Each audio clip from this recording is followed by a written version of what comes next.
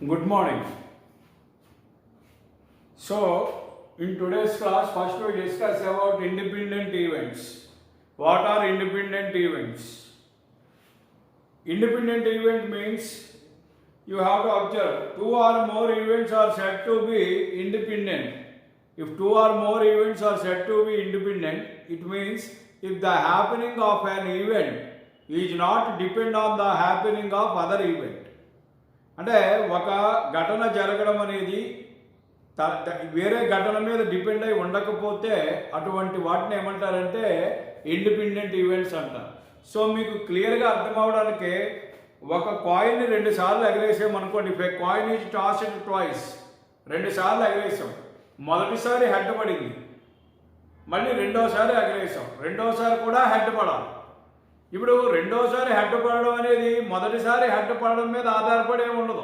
అంటే మొదటిసారి హెడ్ పడ్డది కదా అని రెండోసారి ఎగరేసినప్పుడు హెడ్ పడకూడదని ఏమీ లేదు, అది ఏదైతే అది పడదు. అదేవిధంగా రెండోసారి హెడ్ పడడం అనేది మొదటిసారి దాని మీద డిపెండ్ అయ్యి ఉండదు. అంటే మొదట హెడ్ రావడం అనేది రెండోసారి జరగబోయే దాని మీద కూడా డిపెండ్ అయ్యి ఉండదు.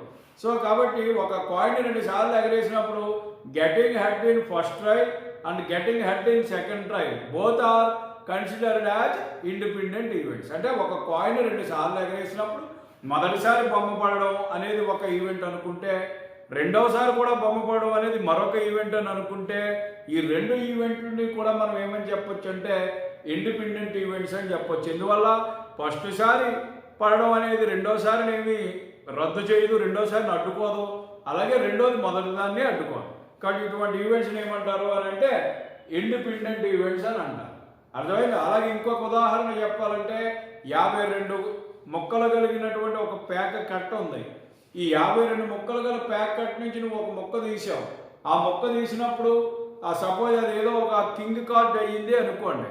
ఈ కింగ్ కార్డుని నువ్వు తిరిగి మళ్ళీ ఆ ప్యాక్లోనే పెట్టేసి మళ్ళీ తీసావు రెండోసారి, అప్పుడు కింగ్ అవడం అనేది మళ్ళీ రెండోసారి తీసినప్పుడు కూడా కింగే రావచ్చు. అది కింగే వచ్చింది అనుకోండి. మొదటిసారి కింగ్ అయింది కాబట్టి రెండోసారి కింగ్ అవ్వకూడదని ఏముండదు, దాని ప్రాబిలిటీలు ఏం మారిపోవు. ఎప్పుడు మారుతుంది? నువ్వు 52 ప్యాక్ ముక్కలోంచి ఒక కార్డు తీసి అది కింగ్ అని చూసి దీన్ని పక్కన పెట్టేసి ఆ మిగిలిన 51లోంచి ఇంకో కార్డు తెస్తున్నావు అనుకో, అప్పుడు తేడా వస్తుంది తప్ప, లేదంటే సేమ్ ఉంటుంది. సో ఇలా ఉండడాన్ని ఏమంటారంటే ఇండిపెండెంట్ ఈవెంట్స్ అని అంటారు. మీకు అక్కడ క్లియర్గా మీకు డెఫినేషన్ కింద ఎగ్జాంపుల్ ఇచ్చాం, చదవండి ఒకసారి, అది క్లియర్గా అర్థం. సో కాబట్టి ఇండిపెండెంట్ ఈవెంట్స్ అంటే happening of an event cannot depend on any other event, that is called independent events.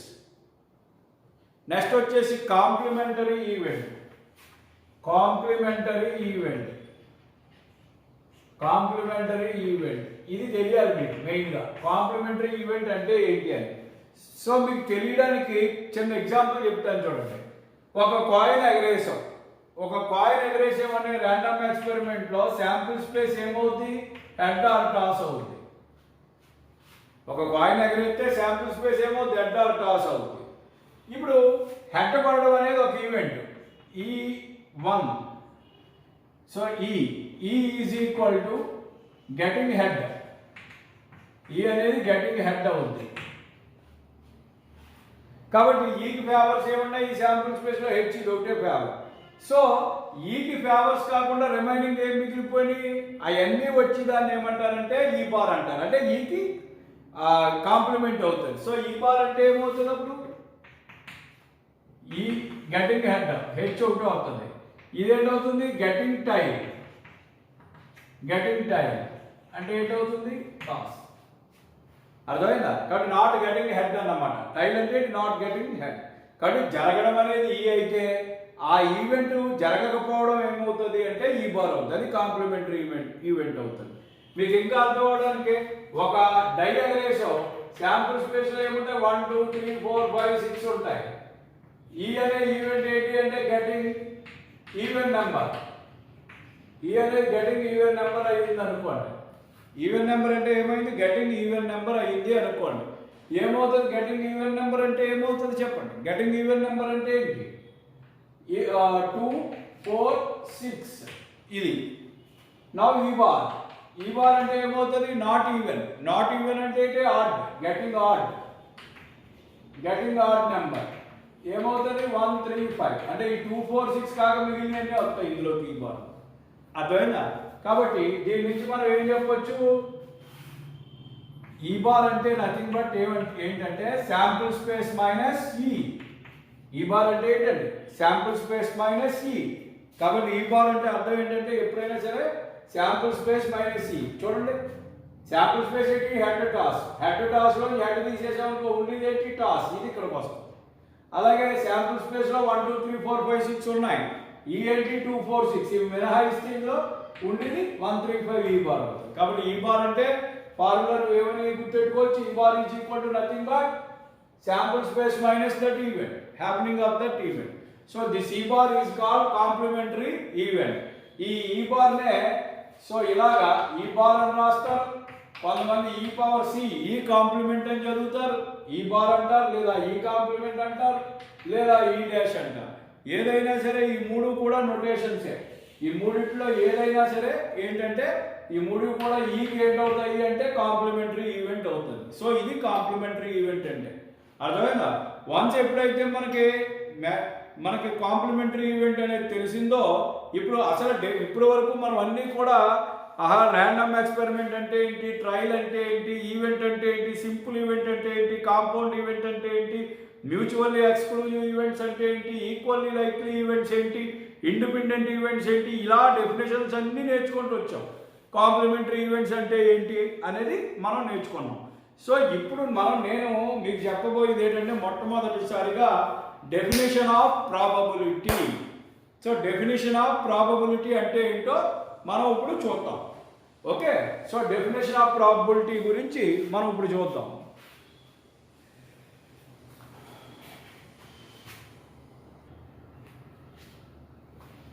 So definition of probability classical definition of probability ఏంటో చూడండి సపోజ్ ఒక ర్యాండమ్ ఎక్స్పెరిమెంట్ జరిగింది ఆ ర్యాండమ్ ఎక్స్పెరిమెంట్ యొక్క sample స్పేస్లో మొత్తం టోటల్గా ఎన్ని ఉన్నాయంటే n ఉన్నాయి అంటే శాంపుల్ స్పేస్ ఎస్లో n ఈవెంట్స్ ఉన్నాయి మొత్తం n అవుట్కమ్స్ ఉన్నాయి టోటల్ ఎన్ని అవుట్కమ్స్ ఉన్నాయంటే n అవుట్కమ్స్ ఉన్నాయి n ఎటువంటివి అంటే ఎగ్జాస్టివ్ అంటే పూర్ణ ఘటనలు అంటే మించేవి ఛాన్స్ లేదు ఎగ్జాస్టివ్ అంటే చెప్పాను నేను చూడండి ఎగ్జాస్టివ్ అలాగే మ్యూచువల్లీ ఎక్స్క్లూజివ్ అంటే ఏంటి అర్థం ఏవి ఇంటర్సెక్షన్స్ లేవు ఉదాహరణకు ఒక కాయిన్ ఎగరేసారనుకో అందులో HT హెడ్ కానీ టాస్ కానీ పడుతుంది ఇంకేం పడే ఛాన్స్ లేదు కాబట్టి ఎగ్జాస్టివ్ అలాగే హెడ్ పడితే టాస్ పడదు టాస్ పడితే హెడ్ పడదు రెండింటికి కామన్ లేదు అది mutually exclusive and equally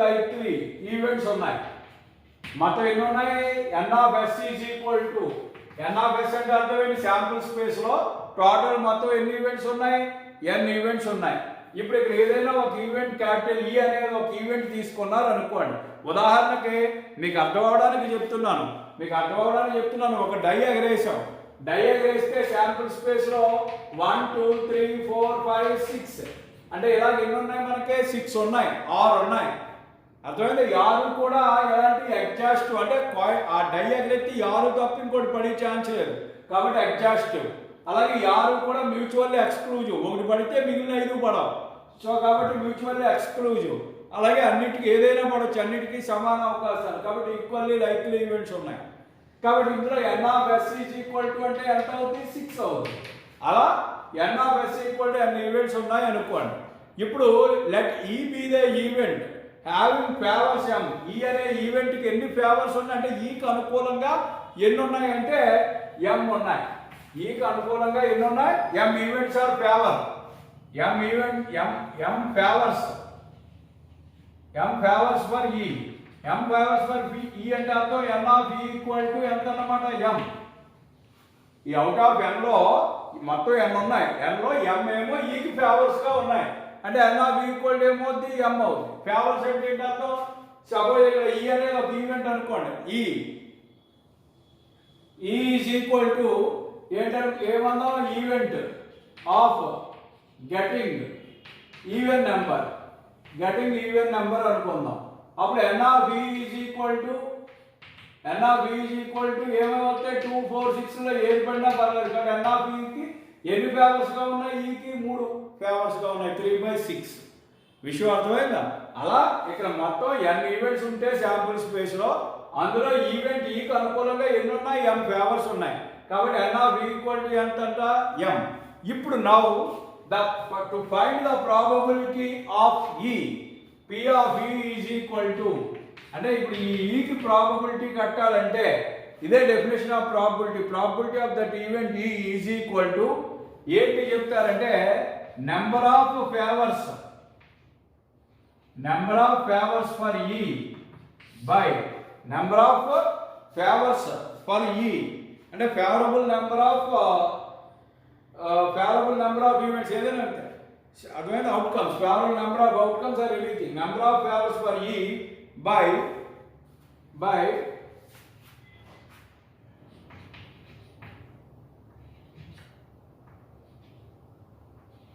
total number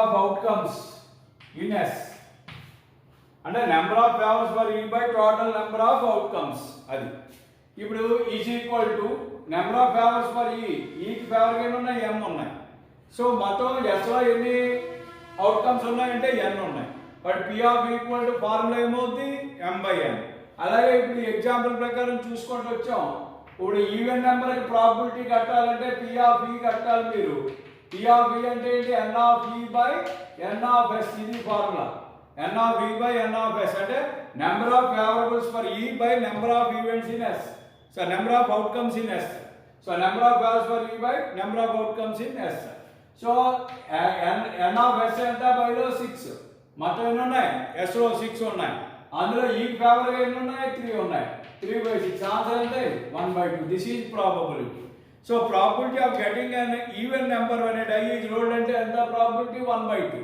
ఎలాగా N of E by N of S అలా సో కాబట్టి ఇక్కడ P of equal to number of favours for E by number of outcomes in S కాబట్టి మీరు గమనించండి ఒక ఈవెంట్ యొక్క ప్రాబబిలిటీ కట్టాలంటే ఆ ఎక్స్పెరిమెంట్లో ఉన్నటువంటి మొత్తం ఎన్ని అవుట్కమ్స్ ఉన్నాయో పాజిబుల్ అవుట్కమ్స్ అవేమో ఎన్ కింద భావించాలి మీకు కావలసిన ఈవెంట్కి ఫేవర్స్ ఎన్ని ఉన్నాయో అది ఎం కింద భావించాలి అప్పుడు P of equal to n of E by N of S అంటే m/n ఇది క్లాసికల్ డెఫినేషన్ ఆఫ్ ప్రాబబిలిటీ అలాగే దీని తర్వాత statistical or empirical definition of probability ఉంటుంది అది కూడా సేమ్ ఇంతే కాకపోతే దానికి ఒకసారి అక్కడ ఉన్నటువంటి డెఫినేషన్ పైన మ్యాటర్ చదవండి ఐడెంటికల్ కండిషన్లో ఎన్నిసార్లు అయినా మనం ఇది చేయొచ్చు P of E is equal to అంటే దీని probability కడతారంటే P of E is equal to formula ఏంటంటే లిమిట్ n టెన్స్ టు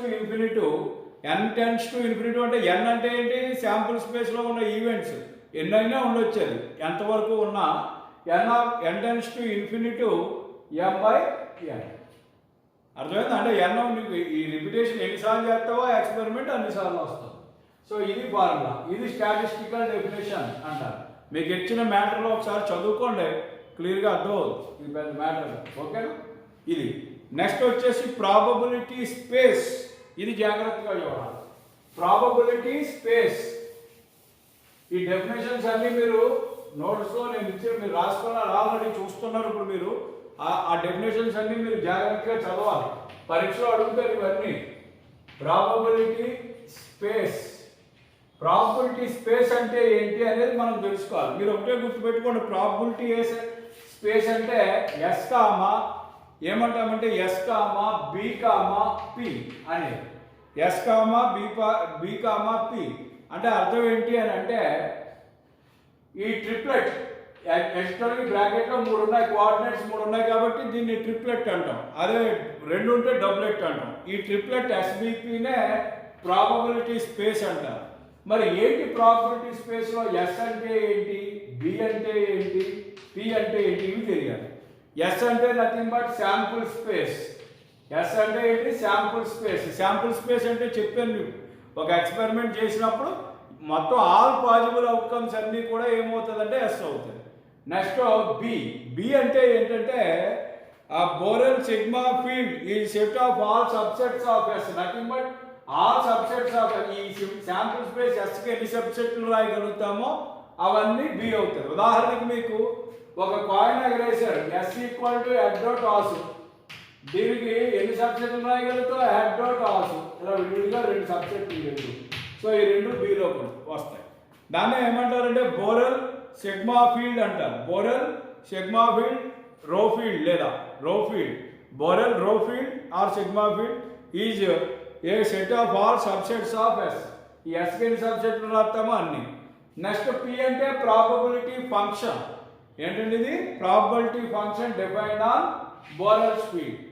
అదేనా మీరు నోట్స్లో చెప్పాను చూడండి. ప్రాబబిలిటీ ఫంక్షన్ అంటే అర్థం ఏంటి, మనం ఏది కట్టాలి అనేది డిఫైన్ అవుతుంది అక్కడ. అంటే గెటింగ్ ఆడ్ నెంబర్ అది ప్రాబబిలిటీ ఫంక్షన్ అవుతుంది. గెటింగ్ ఈవెన్ నెంబర్ డై ఎగరేసినప్పుడు అదొక ప్రాబబిలిటీ ఫంక్షన్ అవుతుంది. కాయిన్ ఎగరేసినప్పుడు గెటింగ్ హెడ్ అదొక ప్రాబబిలిటీ ఫంక్షన్. అదేంటనేది దీని మీద డిఫైన్ అయినటువంటిది ఎస్బిపి అని అంటాం. అర్థమైందా? ఇది గుర్తుపెట్టుకోవాలి. అలాగే యాక్సైమెటిక్ డెఫినేషన్ ఆఫ్ ప్రాబబిలిటీ, ఇది ఇంపార్టెంట్. పరీక్షలో మిమ్మల్ని ఏమని అడుగుతున్నారంటే క్వశ్చన్ 15 మార్క్స్కి ఏమని అడిగారంటే define various kinds of probability definitions అని అడిగారు. అంటే మీరు ఏం రాయాలి, మామూలుగా క్లాసికల్ డెఫినేషన్ ఆఫ్ ప్రాబబిలిటీ రాయాలి, యాక్సైమెటిక్ అదేంటది స్టాటిస్టికల్ ఆర్ ఎంపరికల్ ప్రాబబిలిటీ అంటే ఏంటో రాయాలి, ఎంపరికల్ డెఫినేషన్ ఆఫ్ ప్రాబబిలిటీ అంటే ఏంటో రాయాలి, తర్వాత మళ్ళీ ప్రాబబిలిటీ స్పేస్ రాయాలి, రాశాక యాక్సైమెటిక్ డెఫినేషన్ ఆఫ్ ప్రాబబిలిటీ రాయాలి, యాక్సైమెటిక్ డెఫినేషన్ ఆఫ్ ప్రాబబిలిటీ రాయాలి, అండ్ ఇట్స్ ప్రాపర్టీస్ అంటారు, తర్వాత ప్రాబబిలిటీ యొక్క ప్రాపర్టీస్ రాయాలి. సో ఇవన్నీ ఉన్నప్పుడు మనం అక్కడ చూడండి యాక్సైమెటిక్ డెఫినేషన్ ఆఫ్ ప్రాబబిలిటీ ఏంటంటే let S comma B comma P, S comma B comma P అనేది ప్రాబబిలిటీ స్పేస్. దీన్ని ప్రాబబిలిటీ స్పేస్ అని అనుకున్నప్పుడు a function P defined on the ఏదైనా ఒక ఫంక్షన్ ప్రాబబిలిటీ ఫంక్షన్ డిఫైన్ అయితే అది ఎలా డిఫైన్ అవుతుంది అంటే ఖచ్చితంగా P of EI which is nothing but greater than 0. P of EI is always greater than 0 for all I. అంటే అర్థం ఏంటంటే ఇది పాజిటివిటీ యాక్సైమ్ అంటారు. పాజిటివిటీ యాక్సైమ్ అంటే అర్థం ఏంటంటే సపోజ్ ఈఐ అనేది ఒక ఈవెంట్ అయింది అనుకోండి, ఐ వాల్యూ 1 2 3 అలా E1 E2 E3 అన్ని ఈవెంట్స్ అనుకుందాం. ఏ ఈవెంట్ యొక్క ప్రాబబిలిటీ అయినా గ్రేటర్ దాన్ 0 అవుద్ది, అంటే 0 కన్నా ఎక్కువ ఉంటుంది. అర్థమవుతుందా? 0 కన్నా ఎక్కువ ఉంటుంది, 1 కన్నా తక్కువ ఉంటుంది, 0 కన్నా ఎక్కువ దాటి ఉంటుంది, పాజిటివిటీ ఉంటుంది. ఇది ఒక రూల్. కాబట్టి నువ్వు ఏదైనా సరే ఒక ప్రాబబిలిటీ ఫంక్షన్ డిఫైన్ చేస్తే ఒక ఈవెంట్ మీద ఖచ్చితంగా అది ఏమవ్వాలి, దాని ప్రాబబిలిటీ గ్రేటర్ దాన్ 0 అవ్వాలి. దీన్ని పాజిటివిటీ అంటారు. అలాగే రెండవది P of S is equal to 1. S అంటే ఏంటి, ఆ శాంపుల్ స్పేస్ యొక్క ప్రాబబిలిటీ ఎప్పుడు 1 అవుతుంది. అంటే అర్థం ఏంటి, శాంపుల్ స్పేస్లో ఉన్న అన్నిటి యొక్క ప్రాబబిలిటీలు కట్టారనుకోండి మీరు, టోటల్ 1 అవుతుంది. ఉదాహరణకు మీకు తెలియడానికి ఒక కాయిన్ ఎగరేసి ఒక శాంపుల్ స్పేస్లో హెడ్ టాస్ ఉంటుంది. ఈ హెడ్ యొక్క ప్రాబబిలిటీ ఎంత 1/2, టాస్ యొక్క ప్రాబబిలిటీ ఎంత 1/2, రెండు యాడ్ చేయి ఎంత అవుతుంది, ఆన్సర్ 1 అవుతుంది. కాబట్టి ప్రాబబిలిటీ ఆఫ్ ఎస్ అంటే probability of head plus probability of toss. Probability of head రెండు ఛాన్సులు అందులో అంటే ఒకటే అనుకున్నాం, కాబట్టి 1/2 ప్లస్ 1/2 ప్రాబ్లమ్స్లో చూద్దాం. ఇవన్నీ తెలిసిందే ఇంటర్లో మీకు. సో కాబట్టి టోటల్ 1 అవుతుంది. దీన్ని ఏమంటారంటే సర్టెనిటీ అంటారు. ఏమంటారంటే దీన్ని సర్టెనిటీ అంటారు. అలాగే మూడవ డెఫినేషన్ కూడా ఉంది ఇందులో. ఈ మూడవ డెఫినేషన్ ఏంటంటే if the event E1 E2 are disjoint events కనుక అయితే, మూడోది ఏంటంటే E1 ఇందులో ఎన్నో ఈవెంట్స్ ఉండొచ్చు, E1 E2 E3 సో అలా En ఈవెంట్స్ ఉన్న ఆర్ డిస్జాయింట్ ఈవెంట్స్, అన్నీ కూడా డిస్జాయింట్ ఈవెంట్స్ అయితే, డిస్జాయింట్ ఈవెంట్స్ అంటే దేనికదే సెపరేట్. ఇప్పుడు హెడ్ టాస్ అలాగా డిస్జాయింట్ ఈవెంట్స్ అంటే హెడ్ పడితే టాస్ లేదు, టాస్ పడితే హెడ్ లేదు అలా అయినప్పుడు P of E1 union E2 union ఈ కాంబినేషన్ ఏదైతే ఉందో P of E1 union E2 union so on P of En is equal to ఎప్పుడు కూడా ఏమవుతుంది అంటే P of E1 plus P of E2 plus so on P of En. ఇది ఎప్పుడు disjoint events అయినప్పుడు, డిస్జాయింట్ అంటే nothing but mutually exclusive events అయినప్పుడు అడ్డుపడితే toss పడదు, టాస్ పడితే అడ్డుపడదు. ఇలాంటివి ఉన్నప్పుడు P of E1 union E2 union ఇలా ఎన్ని ఉన్నా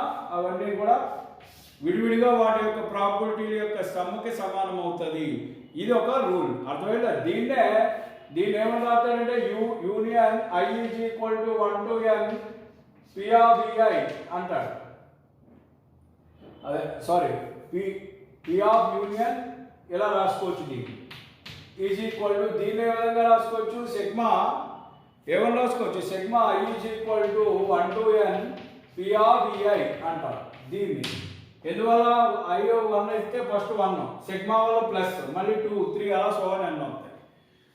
సో వీటిని ఏమంటారంటే యాక్జమెటిక్ డెఫినేషన్ ఆఫ్ ప్రాబిలిటీ అంటారు. దాని తర్వాత ప్రాపర్టీస్ ఆఫ్ ప్రాబిలిటీ ఉంటాయి. అందులో ఫస్ట్ ప్రాపర్టీ మీరు అక్కడ చూసుకోండి నోట్స్లో.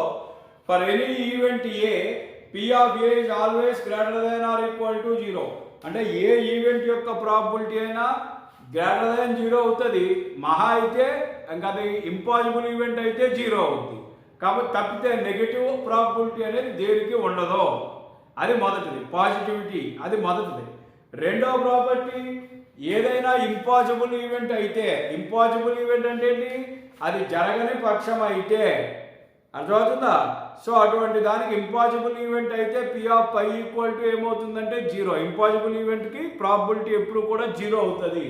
అదేవిధంగా some of all events in a sample space, అంటే శాంపుల్ స్పేస్లో ఉన్నటువంటి అన్ని ఈవెంట్స్ యొక్క ప్రాబిలిటీ కలిపితే 1 అవుద్ది. P of S equal to 1 ఇందా చెప్పాను మీకు.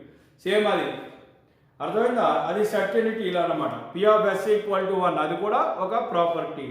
అండ్ అదేవిధంగా for any event probability complementary event, మీకు ఇందాక ఫార్ములా చెప్పాను చూడండి. P of E is equal to definition ఏం చెప్పాం, M/N అన్నాం. ఇది దేనికి definition, probability of an event E equal to classical డెఫినేషన్లో చెప్పాను M/N. ఇప్పుడు ఈ బార్ అంటే కాంప్లిమెంట్ అంటే ఏంటి, ఈ కాని P of E బార్ అనుకోండి ఈజ్ ఈక్వల్ టు ఏమవుతుంది, ఈ బార్ కూడా శాంపుల్ స్పేస్ n.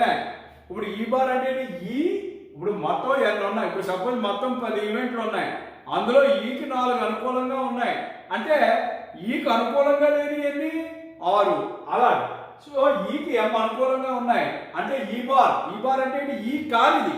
కాబట్టి ఈకి అనుకూలంగా లేని అన్ని ఈ బార్కి అనుకూలమని అర్థం, అంతే కదా.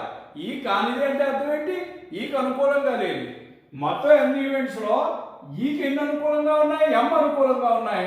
అంటే ఈ బార్కి ఎన్ని అనుకూలంగా ఉంటాయి, n-m అనుకూలంగా ఉంటాయి, అంతే కదా.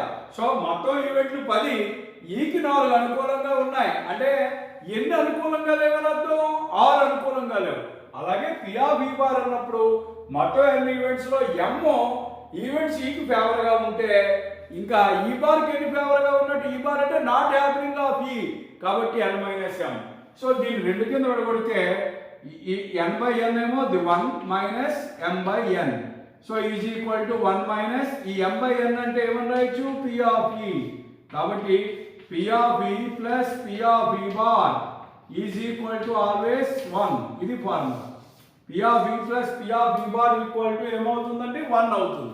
అంటే probability of any event and its complementary event is always equal to 1.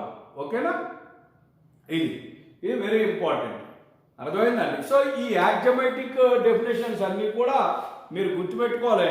అదేవిధంగా ఏదైనా A and B are mutually exclusive events అయితే, A and B are mutually exclusive events అయితే P of A union B 2 ఉన్నాయి. Mutually exclusive అయితే డైరెక్ట్గా ఏమని రాసేసుకోవచ్చు మీరు, P of A plus P of B. Exclusive కాకపోతే ఏంటనే తర్వాత సమస్య, ప్రస్తుతానికి ఇది అర్థమైందా. అది మ్యూచువల్ ఎక్స్క్లూజివ్ అయితే ఇది, ఎక్స్క్లూజివ్ కాకపోతే అప్పుడు minus P of A intersection B అదనంగా వస్తుంది.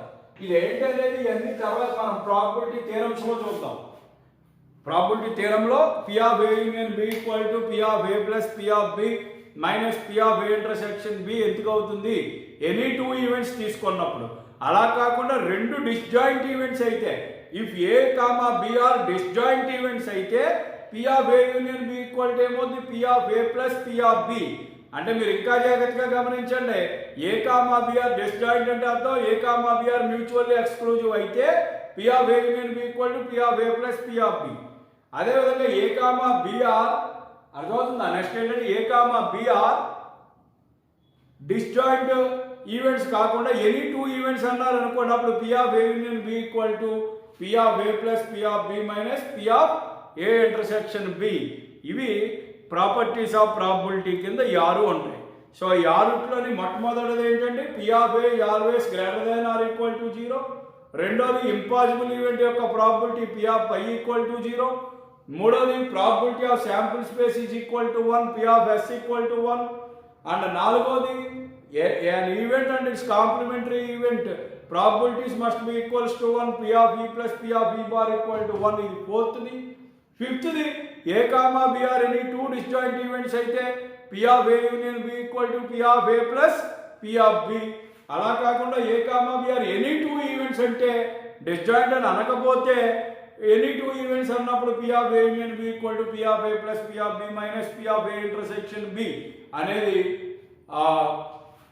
ఈ 6 ఏవైతే ఉన్నాయో ఇవన్నీ కూడా ప్రాపర్టీస్ ఆఫ్ ప్రాబబిలిటీ. కాబట్టి మీరు ఫ్రెండ్స్ జాగ్రత్తగా ఇక్కడ అర్థం చేసుకోవాల్సింది, పరీక్షలో first important 15 marks question, state different kinds of different various definitions of probability and write their properties. ఇది అడుగుతారు.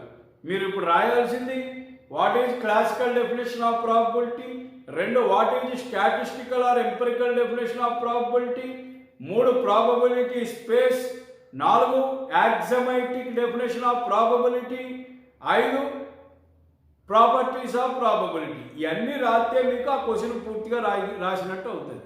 అర్థమవుతుందా? సో ఈ today's class is very very very very most important. మీరు ఈ అన్ని డెఫినేషన్స్ కూడా ఈరోజే చదవాలి, ఈరోజే వచ్చేయాలి మీకు. సో అంత ఇదిగా మీరు జాగ్రత్తగా చదివితే మీకు నెక్స్ట్ ఈజీగా ఉంటుంది. సో ఇక్కడతో నేను ఇప్పుడు ఆపుతున్నాను. రేపు మీరు అందరూ కూడా గుర్తుపెట్టుకోండి, నేను ఏం చేస్తానంటే మీకు ఒక నోట్స్ ఈరోజు మళ్ళీ నేను మీకు అప్లోడ్ చేస్తాను. సో ఆ నోట్స్లో ప్రాబ్లమ్స్ ఉంటాయి, మీ నోట్స్లో కంటిన్యూ చేసి ఆ ప్రాబ్లమ్స్ అన్నీ మీ బుక్లో ఫేర్ అవుట్ చేసుకోండి. నేను నెక్స్ట్ క్లాస్లో మీరు ఫేస్ చేసిన ప్రాబ్లమ్స్ అన్నింటినీ ఎక్స్ప్లెయిన్ చేస్తాను. లేదంటే ఇక్కడ క్లాస్లో నేను ప్రాబ్లం రాసి ఎక్స్ప్లెయిన్ చేసి అన్నీ మీకు మీరు ఎక్కించుకోవడం అది అవ్వదు. అందుచేత ఈరోజు నేను ఫొటోస్ పెడతాను, దాని ప్రకారంగా ప్రాబ్లమ్స్ అన్నీ మీరు నోట్స్లో ఎక్కించండి. సో వాటి యొక్క ఎక్స్ప్లెనేషన్ ఏంటి అనేది నెక్స్ట్ క్లాసెస్లో మనం చూద్దాం. ఓకేనా? Thank you very much for watching this video.